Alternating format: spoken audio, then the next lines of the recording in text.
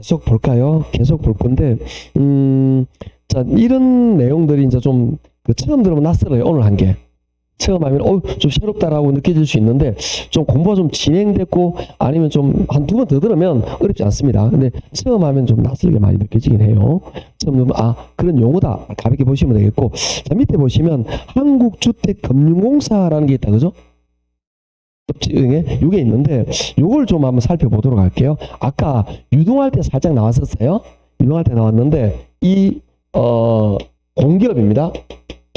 한국주택금융공사. 공사니까 당연히 공기업이겠죠. 이렇게 되는데 이 업무가 얘가 뭘 하는지 이름에 딱 답이 나와 있어요. 이름에 얘는 주택에 대한 금융을 하겠죠. 주택에 대한 금융. 그죠? 주택에 대한 금융을 할 건데 그러면 자, 거기 동그라미 1번, 2번은 안 봐도 되고요. A. 장기 모기론 공급. 이 장기 모기론은 어떤 거냐? 가장 대표적인 업무가 장기 모기론입니다. 모기지론을 말하는데요. 여기 뭐냐면, 주택을 담보로 대출하는 걸 말하는 거예요. 주택 담보 대출인데, 혹시, 디딤돌 대출, 생애 첫 대출, 그 다음에 보금자리론 이런 거 있어요. 들어본 적 있는 사람도 있고 좀 나이 있으신 분은 좀 생소한 면도 있습니다. 즉 내가 젊은 층인데 생애 첫 주택을 구입한 이럴 때 이 많이 쓰는 것들 디딤돌 대출 그 다음에 생애 첫 대출 그 다음에 보금자리론 이런 용어들이 있습니다. 들어본 것 같다. 그 느낌 잡으면 그게 여기 있어요. 선생님 은행 가는 거 해주던데요. 알고 있습니다. 은행이 이 업무를 대신해 주고 있는 거예요. 은행이. 그러니까 보금자리론 같은 경우는 대부분 고정금리인 경우 많아요. 은행에서 고정금리 안 해줘요. 얘가 알아서 보증을 하니까 그 보증서를 받고 대출해 주는 겁니다. 그러니까 이 서류를 은행이 받아서 쉽게 말해서 은행이 업무를 대행해 주는 거예요. 그런 느낌? 그런 느낌이라고 보시면 됩니다. 자, B 보시면 주택신용보증 이런 것들도 마찬가지입니다. 그러니까 주택에 대한 신용보증 업무를 한다. 내가 집을 구입하려는데 전세 자금이 부족해. 대출 받고 싶어. 그런데 내가 대출 능력이 안 된다? 아니 은행에서 돈을 빌려면 담보가 있어야 되죠. 전세 사는 사람이 담보가 없잖아. 그래서 이럴 경우는 이 신용 등급을 보면서 보증서를 발급했어요. 이 보증에 근거해서 이 보증서를 믿고 은행은 이 사람에게 대출하겠죠. 잘못되면 이 사람이 대신 지급받는 이런 구조가 되겠죠. 이렇게 되고. 그 다음에 세 번째 보시면 뭐냐면 주택 연금 보증 이렇게 나와 있죠. 좀 이따 말할 겁니다. 그 다음에 네 번째 보시면 주택 저당증권 발행. 아까 우리 이런 거 있잖아요. 주택 저당 담보 청권 금방 했잖아요. 1교시에 그죠? 저당 담보 청권 이걸 뭐라 그러냐면 MBS라고 말했죠. 요걸 발행하는 업무를 하고 있다. 요건 우리 앞 시간에 배웠잖아요. 이거 모르겠다 그러면 나도 모르겠습니다. 뵌 거 요거예요. 아시겠죠? 자, 그러면, 알겠다. 한국주택금융공사라는 공기업은 이름에 답이 있네요. 주택에 대한 대출을 하는구나. 금융은 자금 융통. 돈을 빌려주는 거잖아요. 그래서 우리에게 돈을 빌려주거나, 돈 빌릴 때 보증서구나. 그 다음에 이런 주택 저당에 관계되는 담보를 발행하거나, 담보증권을 발행하거나, 요런 업무를 한다라는 거죠. 자, 그러면 주택연금이 뭐냐? 요걸 한번 우리 알아보도록 합시다. 그래서 오른쪽 넘길까요? 뒷바닥이죠. 39쪽에 보시면 주택연금 이런 말이 있나요? 역저당이라고 되어 있는데 요걸 한번 알아보자라는 거죠.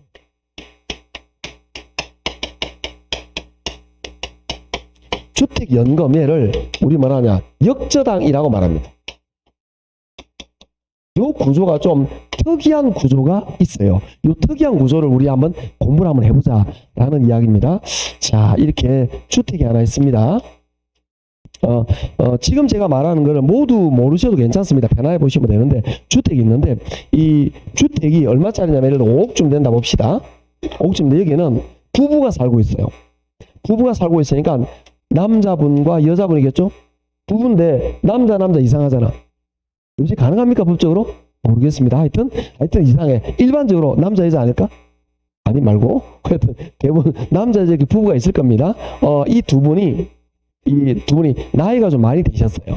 예를 들어서 여자분은 나이를 한 65세, 남자분은 한 72세 요쯤 됐다 봅시다.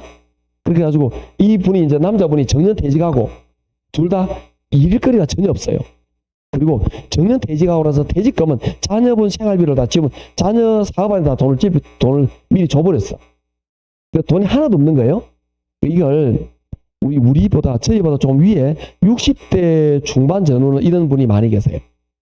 자녀부터는 폭량을 받지 못합니다. 그런데 자기는 노분을 폭량해야 되는 경우가 많이 있어요. 그런 사례 굉장히 많이 있습니다. 그래서 이제 지금 굉장히 이런 사회 문제가 많이 나타나는데 그것과도 유사한 개념이 되는 거예요. 그래서 이 두 분이 되는데 여자분이 좀 아프세요. 할머니가 좀 많이 아프세요. 그러다 보니까 남자분이 반대로 할까요? 남자분이 좀 아프세요. 여자분이 간호를 해야 되지 않을까? 냅두고 놀러 다닐 거고 막?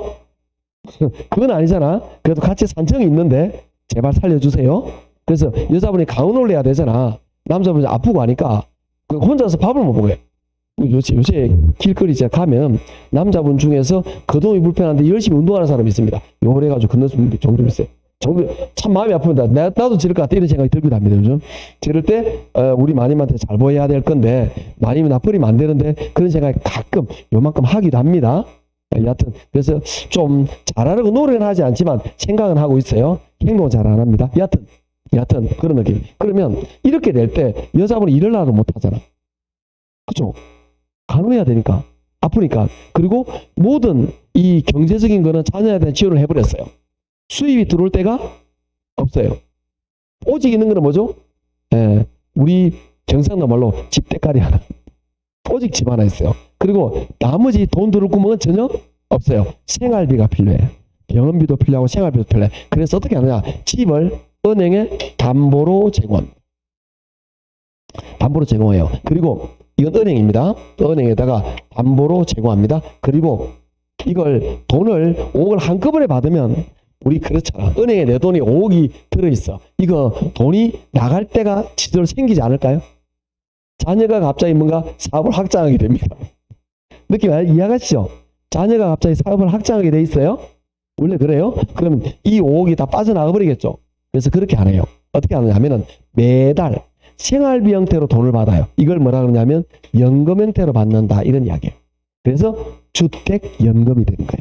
그러니까 집을 담보로 제공하고 매달 죽을 때까지, 즉 이 두 분이 돌아가실 때까지 연금 형태로 생활비로 받는 거예요.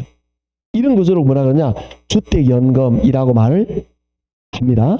자, 그런데 여기서 몇 가지 주의할 텐데, 선생님 왜 연금이라는 용어를 쓰세요? 사실 연금이란 말은 좀 안 맞습니다. 연금이라는 개념은 내가 돈을 받아야 되는 개념인데 이건 내가 집을 담보로 받는 거니까 연금이란 말이 좀 안 맞죠. 그래서 정확한 표현을 올리면 역저당의 말이 더 맞아요. 즉 저당권을 설정하고 대출이 이루어지는데 역이라는 말을 쓰는 것은 일반 대출과 반대로 되고 있죠. 그 이유는 뭐냐면은 일반적인 대출은 여러분이 은행에 집을 담보로 맡기면 은행에 돈을 갚아야 되잖아. 은행에 돈을 받고 있죠. 반대죠. 그리고 일반적인 대출은 나중에 돈을 다 갚으면 이 집이 완벽하게 내게 되죠. 왜? 저당권이 없어지니까. 그런데 이거는 구조가 달라요. 생활비를 연금으로 받고 이 두 분이 돌아가시잖아요. 돌아가시면 은행은 이 집을 처분합니다. 처분하면 왜? 저당권이 자기한테 있으니까 집을 팔면 5억이 들어오겠죠. 이 5억을 가지고 생활비 연금 지급한 걸 충당을 해요. 일반 대출과 정 반대의 개념이다. 그래서 역저당이라는 말을 씁니다. 그래서 사실은 주택연금이라기보다는 역저당이라는 표현이 더 합리적이에요. 그런데 연금이라는 말을 쓰는 이유는 좀 있습니다. 그건 정부에 약간 자금이 개입되니까 그런 면도 들어가기도 합니다. 자, 이런 구조로 이루어진 게 주택연금인데 시험에 이렇게 나온 적도 있어요. 주택연금에 가입하면 주택 소유권이 은행에 넘어간다. 이렇게 나온 적도 있어요. 틀렸죠? 이 두 분은, 이 노인 부부는 이 집의 소유권도 가지고 있으면서 재산세도 내면서 그리고 계속 생활도 하면서 집을 저당권으로 설정해 놓습니다. 담보, 저당권을 설정하는 거예요. 은행에서는 1저당, 이해하시겠죠? 저당권으로 설정해야 돼요. 말속이 1저당, 가장 높은 저당이 되는 거예요. 이렇게 설정해 놓는 구조, 이런 구조가 이루어지면서 이 두 분은 이 집에 생활하면서 계속 이루어지는 이런 구조, 요걸 우리는 주택연금이라고 말을 합니다. 자, 그런데 우리가 이 주택연금이 여러 가지가 있습니다. 여러 가지가 있는데 뭐 여러 가지 굉장히 많은 방법이 있지만 받는 방법 중에서 종신 지급 방식이 있어요. 종신. 이거는 뭐냐면은 죽을 때까지 연금을 받는 구조예요. 그러면 이게 나이가 많으면 연금을 좀 많이 받겠죠. 왜? 빨리 돌아가실 거니까. 이해하시겠죠? 기대 수명이 있지 않을까? 그래서 기대 수명이 예를 들어서 90세다 그러면 이 두 분이 모두 생존할 수 있는 나이까지 연금을 계산해요. 근데 중요한 건 뭐죠? 낮은 사람 나이로. 아니, 왜냐면 둘 중에서 남자분이 먼저 돌아갈 가능성이 높잖아. 나이가 더 많으니까. 그럼 여자분 남을 때 돌아가실 때 이거는 주택연금하고 달라요. 일반 연금하고 달라요. 주택연금은 집을 담보로 빌려주기 때문에 이 두 분 중에서 낮은 사람, 나이 작은 사람 연령으로 해요. 그래서 이 나이 작은 사람 연령으로 가지고 연금이 지급되는, 만약 이분이 나이가 작아, 그러면 연금이 좀 더 작아지겠죠. 나이가 많아, 연금을 더 많이 받겠죠. 그래서 집값이 클수록, 그 다음에 이 두 분이 연금 받는 사람 나이가 많을수록 연금을 충분하게 받을 수 있어요. 그런데 이 두 분이 어려서 이게 연금을 일단 어떤 나이에 신청할 수 있냐면 나이가 55세 이상이면 신청할 수 있습니다. 연금을. 제가 55세가 넘었어요. 제가 놀래주고 해야 공감이 되게, 공감이 안 되는구만, 공감이. 제가 55세가 넘었어요, 제가. 그러니까 제 나이도 벌써 50 중반이 넘었는데 저도 지금 연금 신청할 수 있어요. 이렇게 마시겠죠. 그런데 제가 신청하면은 앞으로 기대수명이 너무 길지 않을까? 그죠? 그러면 이거 의미가 없는 거죠. 그러다 보니까 좀 그래요. 그래서 아마 좀 대부분 늦게 이렇게 신청하는 경우가 많이 있습니다. 여하튼 55세가 넘으면 연금을 신청할 수가 있는 구조가 된다라는 거죠. 그러면 이거에 대해서 먼저 생각할 게 있습니다. 어떤 구조가 되느냐 하면은 연금을 55세가 신청하는데 우리가 소유자 그리고 배우자, 이게 보통 주택을 함께 소유하는 경우도 있고 두 사람 중에 한 사람 명의도 될 수도 있지 않나요? 그죠? 두 사람 공통 명의로 써야 상관없습니다. 그런데 둘 중에 한 사람 명의로 되어 있다. 그 사람 우리는 주택 소유자라고 말합니다. 이게 소유자라고 말하는 게 반드시 남자 명의로 되는 건 아니잖아요.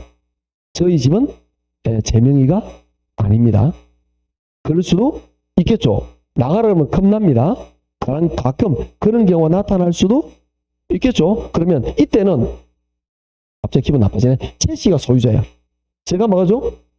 배우자가 되겠죠. 일반적으로는 안 그죠. 보통 남자분, 여자분 이렇게 되겠죠. 두 사람이 모두가 아니고 또는이야, 또는. 지금은 두 사람 모두 55세가 아니고 두 사람 중에 한 사람만 55세가 넘으시면 됩니다. 그러면 자, 이렇게 되면 연금 신청 가능할까요? 55세 넘죠? 가능합니다. 그런데 이럴 수도 있어요. 남자분이 72세입니다. 여자분이 45세입니다. 나쁜 영감탱이 부러워서 그래. 이런 경우 남자분이 72세, 여자분이 45세, 이런 경우도 연금가입 됩니까? 가능합니다. 왜? 또는 한 사람만 55세가 넘으면 됩니다. 그런데 요때보다 요때가 연금을 받는 금액이 확 작겠죠. 선생님, 반대 경우 가능합니다. 여자분이 65세, 남자분이 40세. 할머니가 아들하고 사는 거예요, 지금. 네. 이래도 연금 가입 가능합니다. 또는, 아시겠죠? 또는, 자, 그러니까 일단 이런 경우, 다양하게 경우가 나타날 수 있는데, 소유자 또는 배우자가 55세, 그래서 동그라미 1번을 자세히 봅니다. 가입 연령 보면 소유자 또는 배우자가 만 55세 이상일 때 가입이 가능하다. 보셨죠? 시험에 여러 번 나온 지문입니다. 또는이라는 걸 주의하셔야 됩니다. 또는이라는 의미를 이해하시겠죠? 두 사람 중에 한 사람만 55세가 넘으면 됩니다. 자, 그래서 몇 가지 예를 들었는데, 그러면 요 경우를 보도록 할게요. 요 경우 우리는 여러 가지를 한번 상정해 보도록 합시다. 72세, 65세, 남자, 여자, 이게 가장 일반적이지 않나요? 저희는 5살 차이가 나요. 연상이라는 게 아니고 사모님이 저보다, 집사님 저보다 작겠죠? 어릴 때 봤을 때는 어려 보이더만 지금은 아이고 친한 애나 어렸을 때는 너무 20대 때 봤을 때 너무 애 같아가지고 지금 연애 감정이 안 났어요 진짜. 근데 지금은 여튼 그렇습니다. 여튼 그런 느낌. 여튼 요렇게 됐다 봅시다. 요렇게 됐는데 이게 여러 가지 경우에서 상상할 수 있는데 집이 5억짜리예요. 그래서 종치는 대로 연금을 쭉 받고 있습니다. 연금 받고 있는데 이때 두 분이 빨리 돌아가셨어요. 빨리. 예를 들어서 집이 5억짜리인데 두 분이 연금을 2억 정도 썼어. 2억 썼어. 그러니까 어떤 느낌이냐면은 예를 들어서 2억 정도 썼는데 이 두 분이 한날 한시에 동시에 돌아가실 수 있잖아. 예를 들어서 남편분이 먼저 병으로 돌아가셨는데 여자분이 시금을 전폐해가지고 마음이 아파가지고 안 그럴 것 같네. 시금을 전폐해가지고 너무나 마음이 아파가지고 그리움 미치에 있어서 이 며칠 있다가 따라 돌아가시는 이런 경우 있지 않을까? 저는 안 그럴 자신이 있습니다. 여하튼 그런 경우 있겠죠. 그래서 두 분이 빨리 돌아가시는 경우 두 분 다 만약에 한 분만 돌아가시면 아닙니다. 이런 경우에는 이거보다도 이게 돈을 작게 썼죠. 얼마 남죠? 3억이 남았죠. 이 3억만큼은 상속인에게 지급이 됩니다. 이만큼. 자, 이때 상속인은 선택이 가능합니다. 어떻게 선택이 가능하냐면 부모님이 연금을 2억 썼는데 집값이 재개발되면서 확 올라버렸어. 그럴 수 있지 않을까? 그러면 상속인은 선택을 할 수 있습니다. 뭐냐면 부모님이 받은 대출 2억을 자기가 상환을 해요. 그리고 주택을 상속받으면 됩니다. 그러면 상속세금이 나오는 것은 별개 문제. 그건 알아서 하고. 이해하시겠죠? 지가 알아서 계산하면 되겠죠. 지가 알아서 돌아가시고 나서 집을 받는 게 유리한지 이 3억 받는 게 유리한지 지가 나중에 판단하면 됩니다. 집값 오른 것보다 세금이 많으면 안 되겠죠? 그럼 알아서 하면 됩니다. 자기가. 여하튼 집값 가치 상승은 상속인이 돈 돌려받을 수, 나도 마찬가지야. 자, 상속 안 되고 내가 두 분이 이렇게 주택임을 가입해서 집을 2억 정도 대출을 받아 썼어요. 그런데 집값이 확 올라버렸어요. 그럴 수 있지 않을까? 그러면 이 두 분은 이 2억을 갚아버려. 그러면 저당권이 말소가 되고 소유권을 다시 되찾을 수 있어요. 완벽하게. 이렇게 아시겠죠? 지금 집값이 떨어지면요. 그러면 계약대로 하면 돼. 계약대로. 이렇게 아시겠죠? 집값 떨어지면 그래 계약대로 하면 됩니다. 손해 없는 거예요. 자, 그런데 반대의 경우도 있어요. 아니, 집이 5억이라고 딱 5억 쓰고 죽어야 된다? 그걸 맞추기 쉽지 않을까? 그죠? 기대수명이 만약에 90입니다. 그럼 딱 90살에 딱 죽어야 되는데 90살 딱 오면 하루하루가 죽어야 된다 생각해야 되는데 말이 안 되겠죠. 그래서 다른 경우도 있습니다. 예를 들어서 이렇게 이 할머님이 돌아가셨어요. 할머님 빨리 돌아가셨습니다. 그러면 이 남자분이 너무나 마음이 아프잖아. 이 아픈 마음을 운동으로 승화시킵니다. 저는 그럴 것 같아요. 운동으로 승화시켜가지고 더 열심히 먹고 더 열심히 운동해가지고 더 오래 사는 거야. 슬픔을 운동으로 이겨내는 거지. 난 그럴 자신이 있는데 그렇게 해서 할머님이 돌아가시고 나서도 30일 혼자 사신 거야. 나 그러고 싶은데 안 될까? 그런 느낌. 그렇게 해서 내가 이때다 싶어가지고 이 동네 많은 할머님을 애인으로 만들면서 노는 거라. 생각해봐도 재밌지 않습니까? 상상만 해봅니다. 상상만? 실제로는 모르겠습니다. 아니 90 넘어서 아이고 이러면서 할머니들 만나러 다닌다고? 여하튼 상상만 해보긴 합니다. 근데 생각만 하면 재미긴 할 것 같아. 생각만 하면. 그렇게 해서 내가 10억을 썼어요. 왜? 내가 너무 오래 산 거야. 나 그럴 수 있을 것 같아. 아시겠죠? 문제는 뭐냐? 그게 문제가 아니고 문제는 집은 5억인데 돈 얼마 썼어? 10억을 썼어요.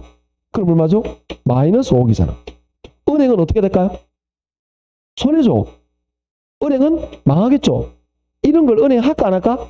안 한다고. 위험하니까. 그러면 이럴 때 어떤 걸 하게 되느냐? 이거는 은행 업무가 아니에요. 은행은 이럴 때 보고를 합니다. 누구에게? 여기 있는 한국주택금융공사에 보고를 합니다.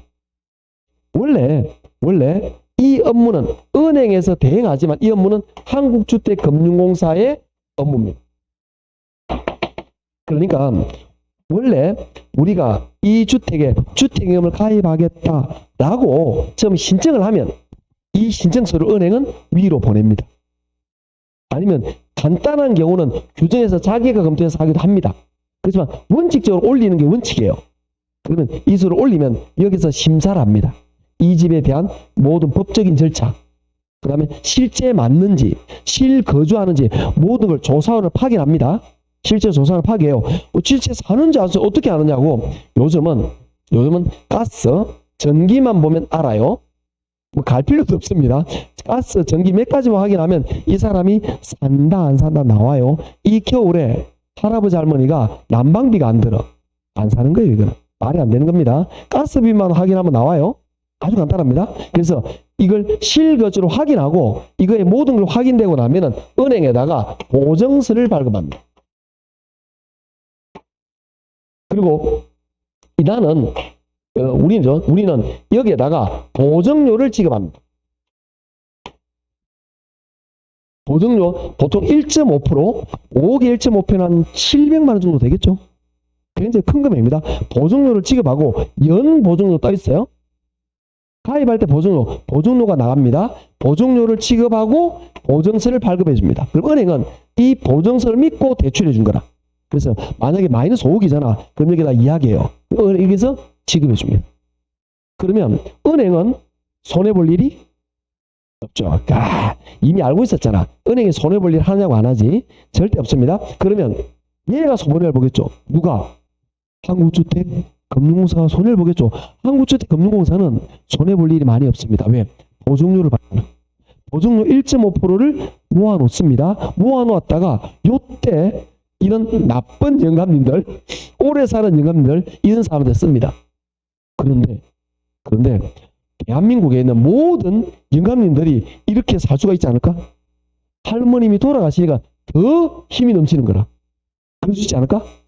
아까 말했지만 그럴 수 있다 그랬습니다. 이런 경우가 나타나면 이 보증료 가지고 안 될 수도 있겠죠. 그럴 때는 이 한국주택금융공사는 국가기관이죠. 국가 예산으로 충당합니다. 예비비로. 그러면 예비비 통과할 때 만약에 보증료로 안 돼가지고 한국주택금융공사에서 국회에서 막 예비비 하는데 국회의원이 이거 안 된다 그러면 이 맞아 죽습니다. 이거 다음번에 선거 안 돼요. 아니 우리 어르신들이 자기 낸가 하다가 조금 뭔가 국가 예산을 쓰려고 그러는데 그걸 막아 지역 예산 잘 빼돌리면서 말이 안 되는 거예요. 그리고 실제로 이런 일이 나타나지도 않습니다. 그냥 나타나면 한다 이 말이야. 아시겠죠? 그러니까 이건 공기업이 가능하죠. 예전에 이런 주택임금이 있었어요. 옛날에는 아주 오래전에 있었는데 이 민간은행에서 이게 적자야. 다 없애버렸어. 민간기업은 할 수가 없습니다. 아까 말했듯이 기대 수명 예측이 안 돼요. 기대 수명이. 한 사람에게 너무 많은 이런 비용이 나갈 수도 있는데 국가기관이가 가능하다라고 보시면 돼요. 그래서 한국주택금융공사 업무에 요게 들어있는 거예요.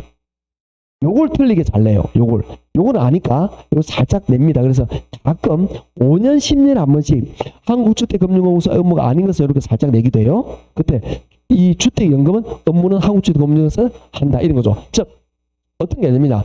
주택연금은 주택 소유자가 노후생활 소유자가 안정적인 노후생활을 보장받기 위해서 만든 제도예요. 그리고 집값이 올라가거나 이런 경우는 전부 다 이 혜택을 돌려주고 집값이 하락하거나 그 다음에 오래 사는 모든 비용은 국가가 부담하는 거죠. 그래서 연금이란 말이 붙을 수 있는 거예요. 내가 낸 놈만큼 가져가면 연금이 아니잖아요. 그런데 이 구조에는 아까 말했듯이 집값이 올라가는 이런 것들은 주택 소유자 또는 상속인에 돌려주고 집값이 하락하는 손해 그 다음에 이 두 분이 오래 살아가지고 지급액이 많아지는 손해 이거는 국가가 부담한다. 이렇게 아시겠죠? 그래서 주택을 대상으로 연금이다 라는 표현을 쓰기도 한다 라고 보시면 됩니다. 자, 분위기 감이 잡히시나요? 자, 이렇게 됐습니다. 그러면 연금 지급 방식을 좀 몇 가지 보도록 할게요. 연금 지급 방식은 종신 방식이 있고요. 그 다음에 대출 상환 방식이 있습니다. 그 다음에 또 뭐가 있냐면 우대 방식이 있어요. 요것들도 전부 다 종신 방식이에요. 이거는 뭐냐면은 내가 연금을 받고 싶은데 내가 기존 대출이 있다. 집을 팔아야 대출을 갚잖아. 그러면 대출이 있을 때는 내가 대출이 있습니다 하면은 이 대출을 여기에서 상환해 주면서 그만큼 빼고 지급하는 게 있어요. 이걸 그럼 결국 뭐냐? 이것도 종신이에요. 대출 갚는 거지만 우대 방식은 뭐냐? 기초생활자야. 집값이 1억 5천 이하야. 느낌 아시겠죠? 이렇게 기초생활자 이렇게 되면 이런 경우에는 이분들에게 국가에서 조금 더 줘요. 그런 게 우대 방식. 이것도 종신입니다. 자, 결국은 뭐냐? 요것들은 전부 다 뭐가 되는 거죠? 종신이죠. 느낌이 됐죠, 이제? 종신입니다. 그런데 종신이 아닌 경우가 몇 가지가 있어요. 이걸 하나 있어요. 그게 뭐냐? 확정 기간 방식이에요.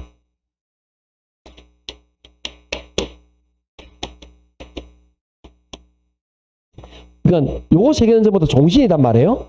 종신인데 확정 기간 방식이 있습니다. 자, 확정 기간 방식일 때는 좀 특이한 게 있어요.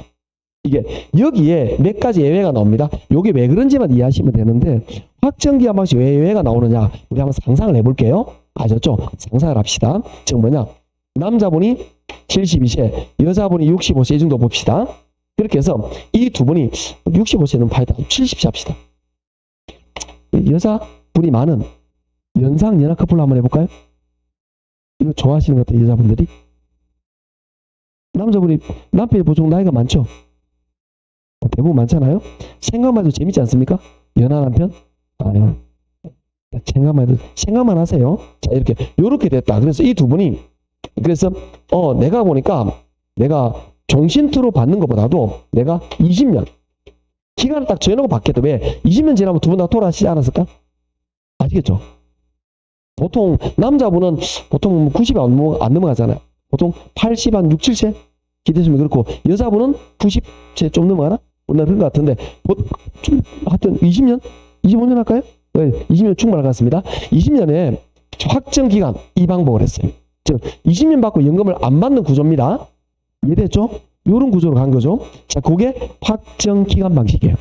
그러면 문제가 되는 게 있습니다. 여기는. 어떤 문제가 있냐면은 자, 이 두 분이 이 기간 안에 돌아가시면 문제가 없죠. 만약에 요즘 두 분 다 돌아가셨어. 이때 남자분, 요때 여자분 돌아가셨어요. 요때 남아있는 것만큼 자녀에게 돌려주면 되겠죠? 전혀 문제 없잖아. 그런데 문제는 기간이 끝났어. 기간이 끝났어요. 그런데 두 분 중에서 예를 들어 남자분 돌아가시고 여자분 한 명만 생존하고 있습니다. 자, 은행 입장에서 볼게요. 은행은 이 사람에게 생활비를 연금으로 지급했죠? 이 사람이 예뻐서 그런 거 아니잖아. 20년 지나면 이 집을 팔아가지고 대출을 해소할 거죠? 연금 다 지급했죠?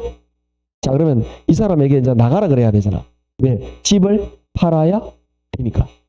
자, 그러면 이때 집을 팔아야 된다고 나가라 그러면 이제 20년 지났으면 나이 몇 살? 95세. 이분 집에서 나가라 그러면 이거 뭔 뜻이죠? 죽으란 뜻이잖아. 우리나라가 이렇게 야박한 나라일까요? 아닙니다. 그래서 이런 경우에는 생존할 때까지는 나가란 말을 안 하고 집행을 연기합니다. 그래도 우리나라 그 정도는 돼요. 아시죠? 자, 문제는 이제 생활비가 나와 안 나와? 생활비가 안 나오죠. 그러니까 이 종신보다는 넉넉하게 썼죠. 기간을 정했기 때문에 이 은행 입장에서는 지급하는 입장은 위험이 줄어드니까 5억을 20년으로 딱 나누면 되죠. 그런데 20년이 지났는데 두 분 다 돌아가신 문제가 없는데 반드시 죽어야 된다 법이 있나? 그게 아니잖아요. 사람이 오래 살 수도 있고 빨리 갈 수도 있고 알 수 없는 거잖아요. 그죠? 제 친구 진짜 친한 친구도 좀 말하기 좀 그런데 그 친구를 제가 어디냐면은 저는 이제 군대를 좀 빨리 갔었어요. 1학년 1학기에다가 갑자기 갔어요. 그래서 강원도 전망에 갔었습니다. 강원도 철원에 갔는데 이 친구는 느기장 늦게 갔어요. 내가 제대하고 군대 간 거야, 얘가. 제대하고 군대 갔는데 제일 친한 놈인데 얘가 어디 갔냐면은 대구에 그 특공부대 있어요. 지금 기억 잘 안 납니다. 대구 어디 갔어요. 거기 면회를 갔는데 면회를 못했어요. 그날 훈련 날이라고. 그래가지고 2년 있다가 제대했는데 얘가 좀 슬픈 이야기인데 제대하고 여자친구 만나고 사고로 죽었어. 그 27인가 그랬으니까. 그럴 경우 있어요. 나타날 수 있습니다. 이런 일이 나타날 수 있습니다. 네, 그러니까 아무도 알 수 없는 거예요. 빨리 갈지 늦게 아무도 모르는 거예요. 이거는. 이런 경우도 나타나는 거니까 어떻게 갈지 몰라요. 이런 경우. 이런 경우도 봅시다. 그러면 생존 있으면 이분이 돈이 없어요. 그죠? 그래서 어떤 구조를 띄느냐 하면은 이게 의무 설정 금액이 있습니다. 5%. 이건 뭐냐? 집값이 5억이잖아요. 5억에 5%를 설정을 합니다. 얼마죠? 2,500만 원을 이걸 안 줘. 안 주는 거라. 설정해 놓는 거예요. 그래야 요때 5,500만 원 좀 생활에 도움이 안 될까요?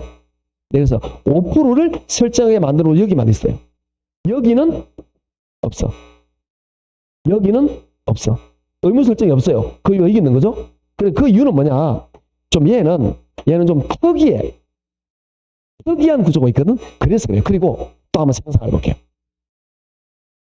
나이 제한 있습니다. 자, 어떤 나이 제한인지 보도록 할게요. 자, 어떤 나이 제한이냐면은 아까 상상을 하는데 이 연금은 아까 72세 여자분 42가 된다 그랬죠? 종신내잖아. 이쪽으로 해서 연금을 작게 지급하면 된다 그랬죠? 그런데 요렇게 되면 자, 20년 지났어요. 또 30년 할게요. 30년 지났어요. 요번은 돌아가셨겠죠? 요번 나이 30년은 몇 살이죠? 요즘 70이면 경로당 쫓겨난다. 어리다고. 저희 어머님이 돌아가셨는데요. 어머님이 경로당 안 가셨어요. 60 후반대. 왜? 막내라고 신부름시키 열받아가지고. 어머님이 한석을 하시거든요. 경북 청송분인데 어마어마하십니다. 진짜 어마어마하십니다. 맞아 죽습니다. 제가 까불다가는. 정말 하여튼 그래요. 경남하고 좀 분위기 달라요.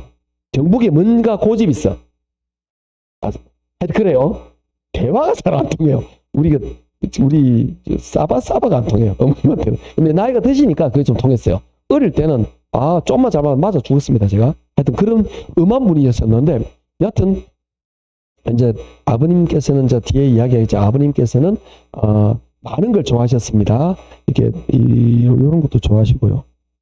그다음에 여성에 대한 호기심이 굉장히 많으셨어요. 제가 아는 애인만 한 4명 되는 것 같습니다. 형한테 물어보니까 형은 한 8명 정도를 봤다던데 저는 4명을 봤습니다. 형이 저보다 나이가 많으니까 형은 볼 때마다 일이 바뀌더라고 말씀하십니다. 그러면 이 월급을 받아서 집에 올까요? 안 옵니다. 월급 받고 한 일주일 지나야 오십니다. 그리고도 큰 소리 칩니다. 하여튼 뭐 그랬었어요 옛날에. 요즘 그러면 남자 한번 맞아 죽습니다. 옛날엔 그게 가능했었어요. 저희 때는. 하여튼 그런 느낌인데 하여튼 요렇게 되나 봅시다. 자 그러면 이분이 70이 지나 70이죠. 70이라도 너무 오래 남아있지 않을까? 그렇지 않을까? 좀 심하게 해볼게요. 이 나쁜 영감탱이가 30살하고 결혼했어. 이 영감탱이 부러워 죽겠어. 이거로 되면은 너무 심하지 않나요? 아니 이 집 팔 수 있을까? 못 팔겠죠. 그래서 나이 제한 있어야 되지 않을까? 네, 그래서 여기에만 다른 데 없는 여기에만 나이 제한이 있어요. 즉 연소자 관람물가 아닙니다. 연소자가 55세 이상이라는 조건이 붙어야 돼요. 즉 요렇게 되면 요 방법은 가입할 수 있지만 확정 기간은 가입이 안 돼. 왜? 요 분이 55세 넘어야 돼. 그래야 좀 몇 년 안에 집을 팔 수 있지 않을까? 그죠? 그러니까 잘은 모르겠는데 확정 기간 방식은 요것들과 다 좀 예외 조항 몇 개 있어야 되겠네? 그 이유가 뭐냐? 요것 때문에 그래요. 다 외울 필요 없습니다. 그 느낌. 구체적이고 자세한 거는 나중에 다 암기를 시켜드릴 건데 그 구체적인 자세한 거는 나중에 하더라도 느낌을 이해를 해야 되죠. 왜 여기는 좀 특수한 내용이 있어야 되느냐라는 걸 이해를 해야 얘가 암기가 좀 쉬워지잖아요. 그래서 요거는 좀 요런 게 있구나라는 예외사항이 있구나. 얘는 없지만 얘는 예외사항이 있어야 되겠네 라는 느낌이 들어가게 되는데 여기에는 제가 표현을 안 해놨습니다. 자, 그 다음에 여기서 대상주택이 있어요. 자, 어떤 게 가능하냐라는 건데 일단 가능한 거는 주택은 가입이 가능합니다. 9억 이하. 9억이었는데 9억 넘어도 가입이 가능하긴 합니다. 9억만 받으면 되는 거니까 가능합니다. 여하튼 주택은 가입이 가능합니다. 이 주택이라는 건 주택법상의 주택입니다. 그러니까 이걸 뭘 말하냐면 나중에 배우게 되겠죠, 여러분이. 주택법상의 주택은 두 가지가 있습니다. 단독주택과 공동주택이 있습니다. 아파트 같은 거, 이런 가입 가능해요. 세부적인 거는 다음에 하겠습니다. 그 다음에 또 주택만 가입 가능한 게 아니고 또 뭐가 가능하냐면은 노인 복지주택이 가입이 가능합니다. 그리고 오피스텔, 주거 목적의 오피스텔 가입 가능합니다. 그리고 복합 용도라고 말합니다. 복합 용도를 우리 알 수 있습니다. 그러니까 주거와 다른 용도가 복합된 거죠. 대부분 뭐죠? 주거와 상업. 우리 어릴 때 전방이라 그런 거 있었어요. 구조 어떻게 이렇게 돼 있죠? 보시면 앞에는 물건이 있습니다. 가게. 그리고 여기에 문이 있잖아요. 방이 있고 손님 오서 안에 방에서 있다가 텔레비 보고 있다가 손님 문소리 들으면 삐끔 나오잖아. 여기는 주거, 주상. 이렇게 말씀드렸죠. 이런 것들을 복합 용도라고 말하는데 주택의 면적이 2분의 1 넘으면 가입이 가능합니다. 아니 선생님, 야들은 주택 아닙니까? 네, 주택 아닙니다. 자, 주택법상에 주택의 정의를 정확하게 내리도록 하죠. 주택법상에는 주택이라는 게 있고요. 그 다음에 주택이 아닌 게 있어요. 주택과 준주택이라는 개념이 있습니다. 준주택이라는 건 뭐냐? 본디 주택은 아니지만 주택과 유사하게 사용되는 것들이 있습니다. 이걸 어떻게 외우는지 잘 모르겠습니다. 이걸 이렇게 다, 노, 오, 기. 뭐 오노 다 이렇게 외우기도 합니다. 셈에 따라 다른데 다노 오기라는 게 있어요. 다라는 게 뭐죠? 다중시설. 우리 어떤 거 생각하시냐면은 뭐죠? 잠만 자는 그런 거 뭐라 그러죠? 다중시설. 잠만 자는 거 뭐라 그러죠? 고시원. 그 느낌 생각하시면 됩니다. 잠만 자는 주택이라고 볼 수 없는 거죠. 이런 거. 그 다음에 노라는 게 뭐냐? 노인 복지주택입니다. 실버주택입니다.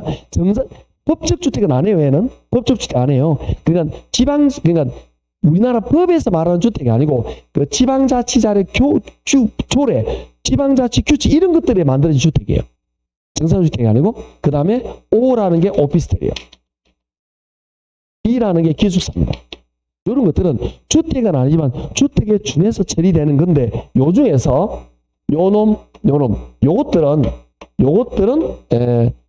연금에 가입 가능하다라는 겁니다. 그래서 주택과 요런 것들은 가입이 가능하다. 준주택 중에서는 노인복지와 오피스텔 가능하다라는 이야기인데 이게 재작년 기출문제 요거의 정답이었어요. 그래서 거기 보시면 동그라미 2번 봅니다. 동그라미 3번에 나와 있나요? 동그라미 3번인가? 하여튼 뭐 이런 내용이 나와야 되는데 좀 빠져있네요. 내용 보시면 동그라미 3번 보면 대략 나와 있죠. 그죠? 대략 동그라미 3번 볼게요.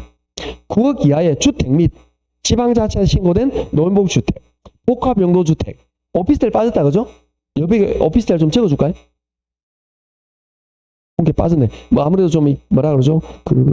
좀 기초반장을 아주 가볍게 다루다 보니까 오피스텔 뺐습니다. 오피스텔은 주거 목적의 오피스텔은 가입이 가능합니다. 이런 것들은 가입이 가능하다라고 이해를 하시면 됩니다. 그리고 가장 중요한 게 동그라미 4번에 나와 있습니다. 주거 요건봅니다. 실거주지를 이용하고 있어야 된다. 이게 원칙입니다. 그리고 실제로 조사원들을 파견합니다. 실제 거주하는지 안 하는지. 왜 실거주가 중요하냐? 자, 우리 상상을 한번 해볼까, 이것도? 상상을. 자, 어떤 상상을 하느냐면은 이게 우리가 집이 2개 있더라도 연금 가입할 수 있습니다. 그러면 집이 3개 있어도 가입할 수가 있어요. 집이 3개 있더라도 가입할 수 있어요. 근데 3개 앞에서 9억 이하가 돼야 돼. 자, 상상을 한번 해볼까요? 내가 안동에 사는데 우리 집이 5억짜리다? 그런데 우리 아버님 어머니 돌아가시면서 내가 외아들이야. 물려받을 때 손에 허름한 게 1억 6천짜리 하나 있어. 다 쓰러져 가는 거. 예를 들어서. 그 다음에 우리 집사람도 외동이에요. 그러니까 집사람도 장모님 장인어른이 돌아가시고 1억 4천짜리 허름한 주택이 하나 있어요. 합해서 3개 합해서 9억 안 되죠? 그럼 주택임금 가입할 수가 있습니다. 그럼 3개 다 가입할 수 있느냐? 안 돼요. 내가 만약에 여기에 거주하잖아요. 이 주택만 연금에 가입됩니다. 요거는 왜 안 되느냐? 자, 생각해 볼게요. 이 주택연금은 좀 설명해서 좀 뺐는데, 주택연금은 정부에서 약간 공적 자금이 들어가죠. 조금이라도 정부의 공적 자금이 들어갑니다. 아까 말했듯이 주택 가치 상승분에 대해서 정부가 책임진다 그랬고, 그 다음에 이것뿐만 아니라 또 오래 사는 것도 정부가 책임지잖아요. 뿐만 아니라 어떤 경우도 가능하면 재산세 혜택도 줍니다. 주택임금 대상 재산세 혜택을 주고 있어요. 정부 뭐 혜택을 주는데, 그러면 내가 집 3개 있으면서 요거 임대료 받고 그러면서 요것들 이용해서 또 연금 받아서 또 혜택 받고 안 되네 이거지. 그래서 실거주하는 요것만 연금에 가입 가능하지, 얘들은 실제 내가 안 살고 있는 거는 가입할 수가 없습니다. 아주 실거주 주택만 가입이 가능한 거예요. 이건 아까 말해서 조사하는 파기랍니다. 아까 간단히 말해 이 아까 말했던 그런 가스비 확인도 충분히 가능한. 물론 선생님, 내가 만약에 어쩌다가 우리 부모에 대해서 부인이 아파가지고 장기 요양으로 1년 정도 내가 집을 비우게 되는데, 그런 경우도 어떻게 됩니까? 그런 경우는 괜찮아요. 장기 요양, 기타 이타의 경우, 이런 합리적인 이유가 없으면 안 돼요. 실거주 원칙인 경우만 가입이 가능하다라고 보시면 됩니다. 물론 요거에 따라 또 예외가 또 있어요. 기타 예외가 있습니다. 예외가 있는데 하나만 딱 설명하고 마치도록 할게요. 요 교재는 없는데 어떤 거냐면, 자, 우리가 이거 이제 주택에 대해서 쭉 설명을 다 했습니다.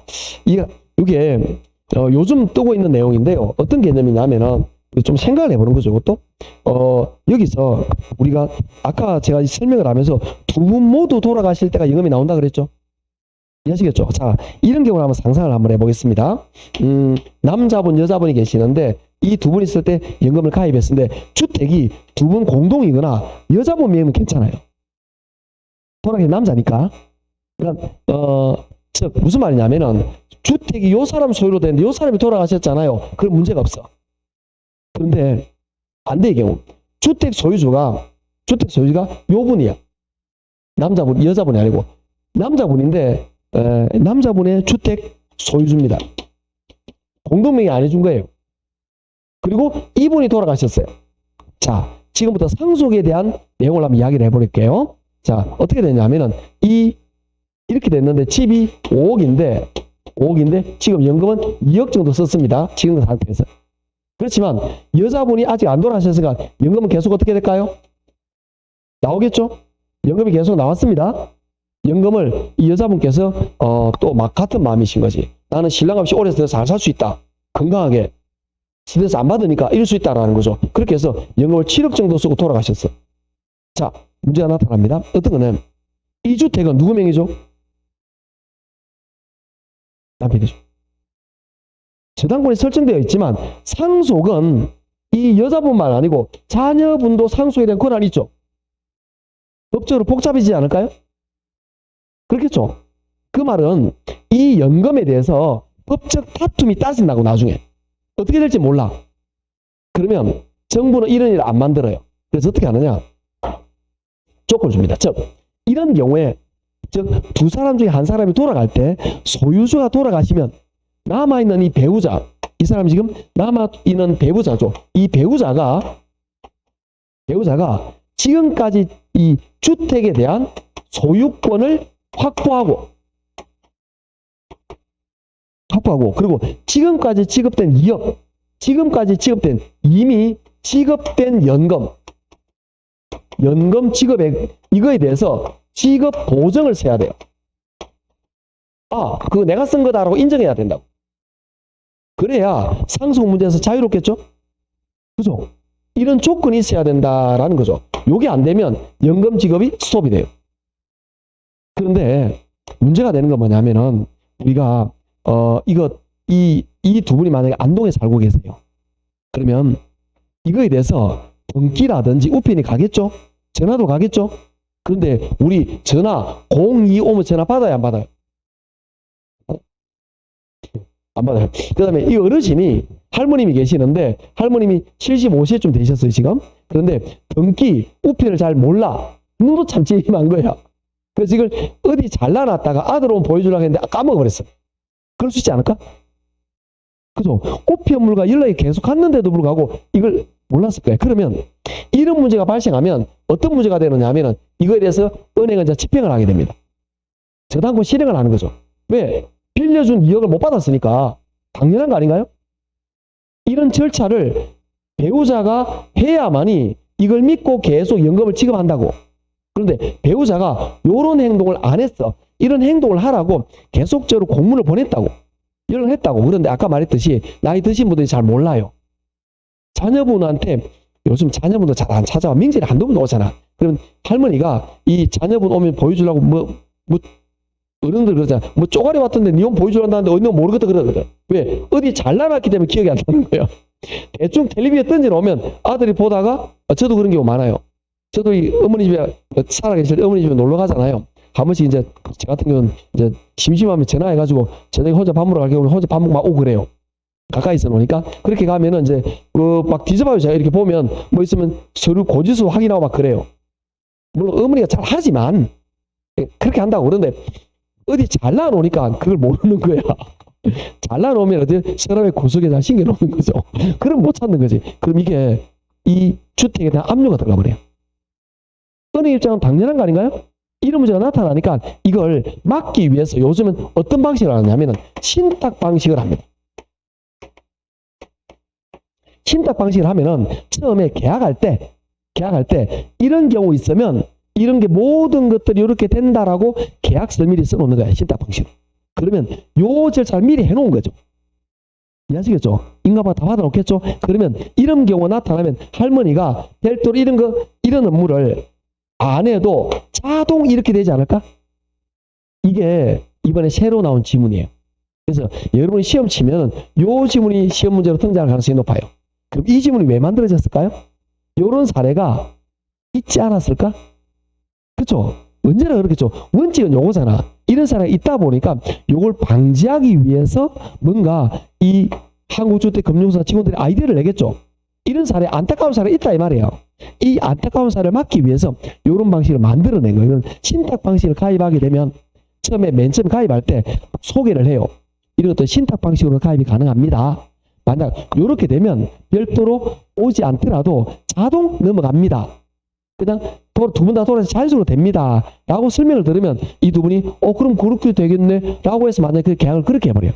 이 방식으로 하면 요거 없이 자동 연결된다 이런 이야기죠. 그래서 이런 방식이 또 있다. 자, 지금 말하는 거 뭐냐, 생소한 거지만 대단히 나름대로는 이 체계나 법 제도나 규정이 잘 정비되어 있다는 뜻입니다. 이런 것들을 우리가 본격 수업에서 이제 다루고 될 그런 내용들인데 오늘 진도가 좀 남다 보니까 이런 걸 쭉 다루었는데 그러니까 이게 전부 다 금융 파트예요. 근데 전통적인 금융이 아니고 좀 발전된 금융들, 새로운 금융 형태라고 보시면 되겠고, 자, 이제 우리는 오늘 여기까지, 다음 주부터 이제 교재 나올 것 같은데 그때 되면 다시 문제 좀 다루고 이렇게 하도록 할게요. 이렇게 하고 오늘은 여기까지 하겠습니다. 고생했습니다.